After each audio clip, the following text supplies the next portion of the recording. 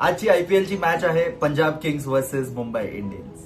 आजचा माझा spotlight player आहे none other than hitman Rohit Sharma. Hamstring injury नंतर जो कमबॅक केलाय and there is no stopping. 6 matches मध्ये 243 रन्स केले, स्ट्राईक रेट 177 आहे.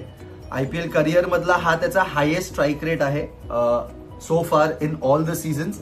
या 2026चा सीझन त्याच्यासाठी खूप चांगला ठरला आहे. Wien ever what ever matches that he played. Unfortunately त्या इंजुरीमुळे त्याला सगळ्या मॅचेस खेळता आल्या नाही, बट आय एम शुअर जर त्यांनी सगळ्या मॅचेस खेळल्या असत्या तर he would have definitely been in the he would have definitely been a top contender for the orange cap. And one more interesting fact is he is only 150 away. तो फक्त एक अर्ध्या शतक पासून लांब आहे to complete his 50 half centuries. तर आतापर्यंत विराट कोहली, डेव्हिड वॉर्नर आणि शिखर धवन यांनीच हा माइलस्टोन अचीव्ह केला आहे आयपीएल मध्ये.